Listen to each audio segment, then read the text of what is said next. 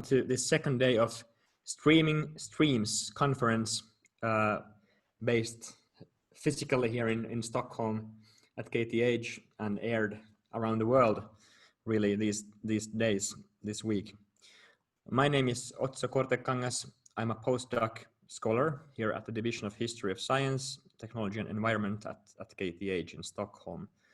I am also the member of the organization committee for this event, this conference. We organizers are very happy for the great talks yesterday and discussions that attracted a large audience already, and we are looking forward to new discussions today. I would like to remind you that these sessions will be recorded and uploaded online, and actually yesterday's sessions are already online at meetstreams.com, so on the web page meetstreams.com. So feel free to check out those recordings at our web page. I have some short technicalities here for you attendees. So we have a number of panelists in these sessions, like myself at the moment, and then those of you who are attendees watching this will have that role in the Zoom program, and it means that you won't have a video on and you won't have your audio on either. But you can use the chat if you want to introduce yourself. Use the chat function, and if you want to share some information or comment the talks in some way. But if you want to pose a question to the keynote or the person presenting, then you should use the Q&A function. So the Q&A function and pose your question there. And we also would like to encourage you to use the voting function in that Q&A window. So you can like the questions you think are most relevant, and then they will show us the most liked questions and comments, and then we can take them up as the democratically voted most interesting questions. I think that's it for the technicalities. And now it's my absolute pleasure to introduce Sabine Höhler, Associate Professor at our division here at KTH, and also the head of the division. So Sabine, we are all looking forward to your opening words for today. Welcome. Well, thank you, Otso, and thank you also to the many colleagues in the background, literally here behind me in the background, that make this event possible. And good afternoon, everyone. Welcome also from my side to this second day of conversations, of trailers, and discussions of Streams, Transformative Environmental Humanities, which is a 3-day online conference event hosted at KTH, the Royal Institute of Technology in Stockholm, Sweden, and more concretely, as Otso already mentioned, at the Division of History of Science, Technology and Environment, and its renowned Environmental Humanities Laboratory.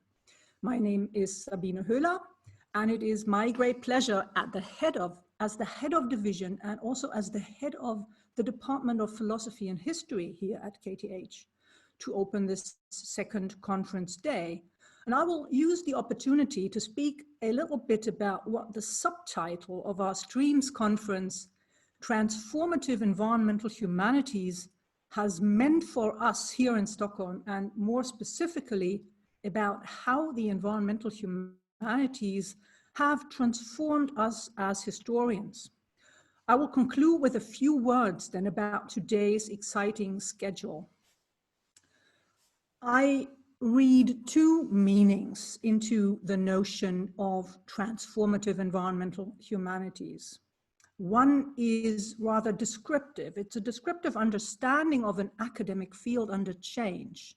And I think this is why we're here today. This is what Streams wants to display. But beyond the environmental humanities as a surfacing field, we also witness academia changing to adapt, for instance, to a new pandemic situation, a global pandemic situation, to understanding climate change and climate change denial, and to an upsurge of post-truth regimes, among other things. So the other meaning of transformative environmental humanities is rather prescriptive. It is a claim and an ambition for the environmental humanities to change others, to give direction to the societies and the institutions the environmental humanities are active in. At our division here at KTH, we've been trying to fill the second meaning with life, to make a societal and cultural difference as a response to the first meaning, to the fundamental societal changes that academia needs to take a position on. Global climate change, migration, urbanization, resource conflicts, the Earth system, global environmental governance, the Anthropocene. All these fields were research areas at the division already before we embraced the environmental humanities. What we had in mind then, when we embarked on this project of environmental humanities, was to renew the perspectives, the methods, and the communication formats of the humanities and of history in particular, to become a voice and perhaps even a defining voice in affecting transitions. In his opening words yesterday, my colleague Sverker Sörlin used the term integrative humanities to describe our ambition, to create something broader than our historical research and something larger than the sum of its parts. The division founded the Environmental Humanities Laboratory in late 2011 with funds from a private donation. I had then just arrived to what was, well, what I perceived as a prospering and internationally well-connected division, but also as a division that rather quietly pursued its everyday business of teaching and research in history, and which was quite Swedish. By adopting the term of the laboratory, we hope to make space for the humanities as an experimental site. We had the sudden freedom to attempt something out of the box of our neatly delineated fields of history of science, history of technology, and environmental history. The lab was meant to come up with more engaging forms of knowledge and also with more active and even activist ways of knowing. This latter aim was then catalyzed very prominently by the EHL director, my dear colleague Marco Amiero. Well, experiments can have unanticipated outcomes. It is their nature, so to speak. A lot of things happened that we had not expected. One was that the lab quickly gained worldwide visibility. I am not exaggerating when I say that the lab upturned our small world of our division. As Sverker showed us yesterday, Stockholm has a long tradition as a site of global environmental agenda setting. But of course, the attention we raised also had to do with the environmental humanities starting to bloom in many other places in the world. And importantly, the laboratory promised to us and to many others new, curious, and creative approaches, which attracted numerous scholars to us, who then in their own ways shaped the lab activities and the field of environmental humanities itself. So are the environmental humanities transforming the world? Arguably, yes. And this conference is meant to be one indication of this claim. Certainly, the environmental humanities transformed the division. The environmental humanities really moved us way beyond history. Especially our incoming environmental humanities PhD students, but also some of our postdocs challenged us historians to reconsider and to explicate what the field of history is, what it wants, what it does well, and what it doesn't. In 2015, we became part of a Marie Curie Innovative Training Network, an ITN, in the environmental humanities, together with Munich and Leeds. With this network, PhD students entered the scene, entered the division, who challenged our doctoral training in the history of science, technology, and environment substantially. To our surprise, our doctoral courses, our topics, and our methods did not meet the new expectations. This shows us at least two things. First, environmental humanities can be many things. It is like an open pit. We can mine it productively, but we can also fill it with many different things. It is exposed to its own environment in a way. The different views on what the environmental humanities are also showed us the limitations of our current disciplinary structures to cope with the openness that the environmental humanities require. Many of us here at the division, including myself, are not even historians proper, so we also ourselves came with different backgrounds, often with a primary training in science and technology. And yet, despite all that interdisciplinarity that we supposed we had and brought with us, we were unprepared to cope with the demands we had brought onto ourselves. We had many new things to learn about more than human relations, about inter and multi-species studies, about time and temporality beyond the generational times and epochs of historiography, about spatialities beyond the human scale, about making materiality matter.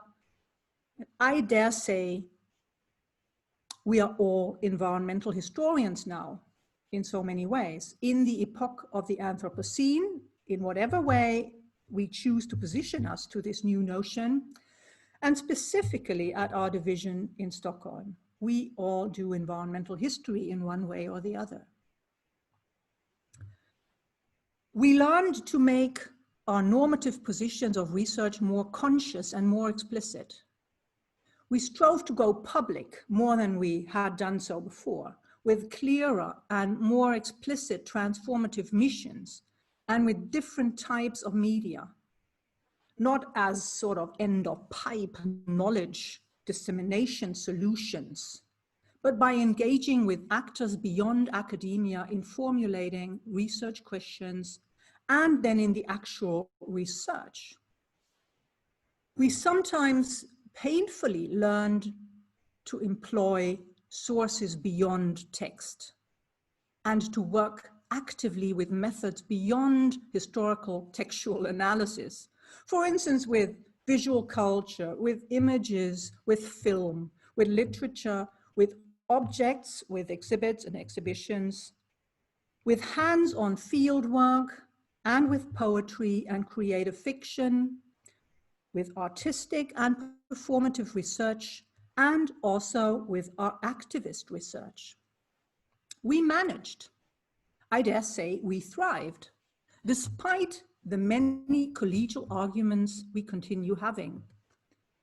We even immersed ourselves further in these uncertain waters when affiliating the Post-Humanities Hub to the division in 2018, with a network of scholars and activists that radically questions the boundaries of the human in hands-on and artistic ways, expanding our post-colonial and geopolitical perspectives with critical life science, feminist philosophy, and queer studies, way beyond history, beyond the anthropocentric, beyond the natural. To summarize, we hugely enjoy and we struggle with the challenges of inter- and transdisciplinary research in a changing academic landscape, pursuing undisciplined careers in powerful disciplinary structures. The uncertainties remain. The environmental humanities upset deeply settled identities, also career identities.